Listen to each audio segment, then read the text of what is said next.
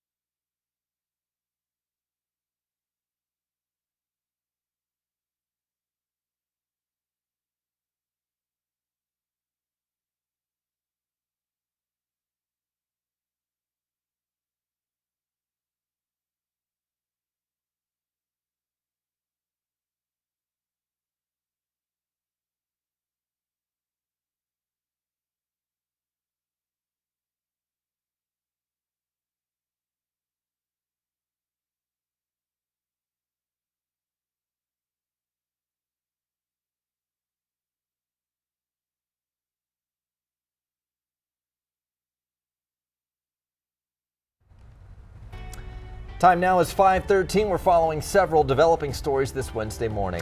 Security forces in Sudan are detaining 3 pro-democracy figures. International pressure is growing for the country's military to walk back the coup it staged earlier this week. The overnight arrest in Sudan's capital came a few hours after the military allowed the deposed prime minister and his wife to return home.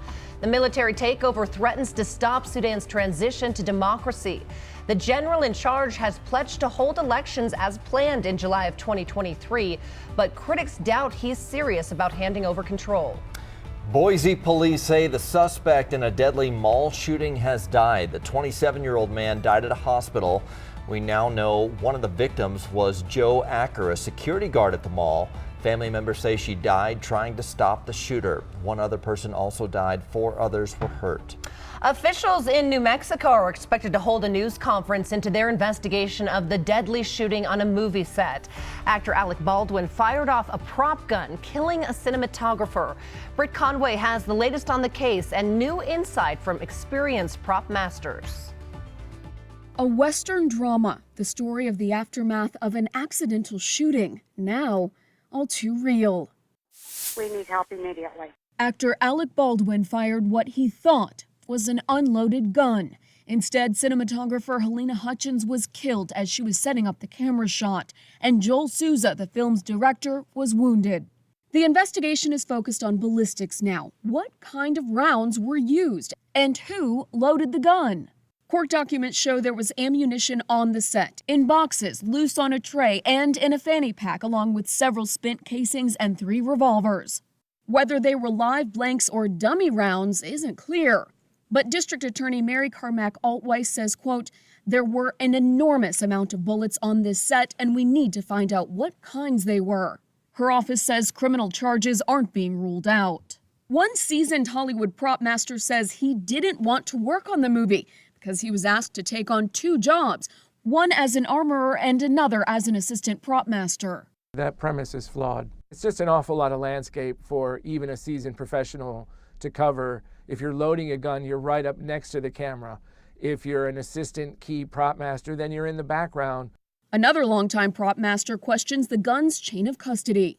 It only goes between the armorer and the actor, and it's a very regulated process. Or at least industry experts say it should have been. I'm Britt Conway reporting.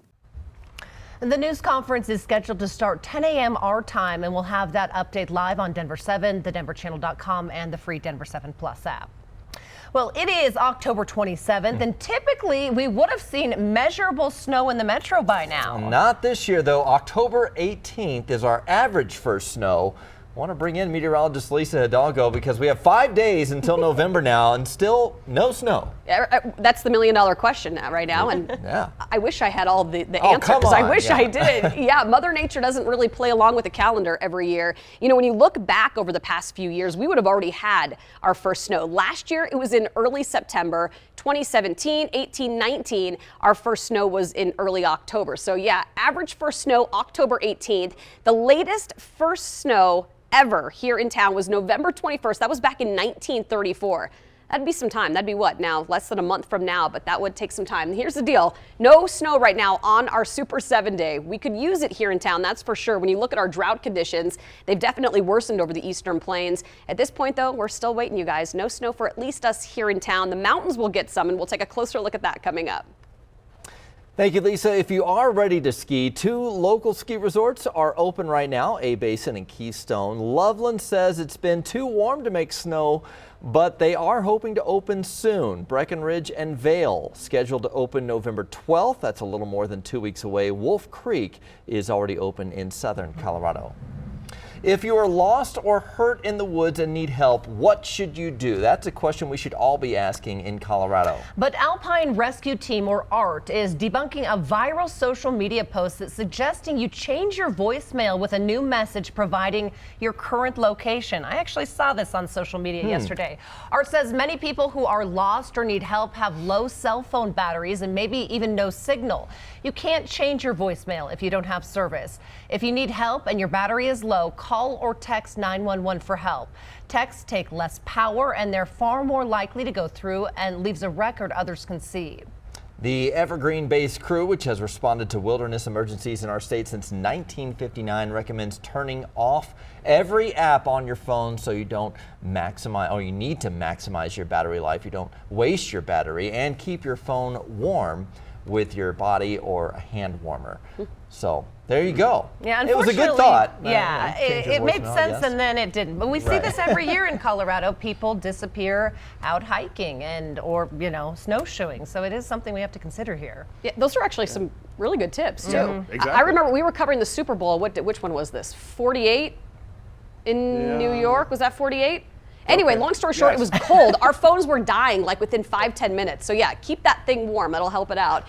We've got temperatures here that are right now in the 30s. Not that cold at this point. Upper 30s, low 40s. Winds out of the northwest at about 10 to 20 miles per hour. We're looking at what's going to be a mostly sunny start to our day. More sunshine today. Skies clearing out after the snow that we picked up in the mountains overnight, and some rain showers down here. Littleton 40, Arvada 40, Firestone 32. It's a chilly start in some spots, and compared to yesterday here in town, it's about 15 to 20 degrees colder, so you can feel the effects of that cold front. Look at Steamboat and Craig, about 30 degrees colder than the same time yesterday, so we're seeing a big change in the mountains early this morning. Still some light snow falling on those peaks early on, but as skies clear out across the state, we are going to see more sunshine statewide. You'll see that here on Futurecast. So the winds, that was one of the bigger issues here within the last 24 hours. We're still under an air quality alert due to some areas of blowing dust this morning and out across the eastern plains. Some of that rain helping to wet things down a bit, so not seeing it blow around quite as much this morning.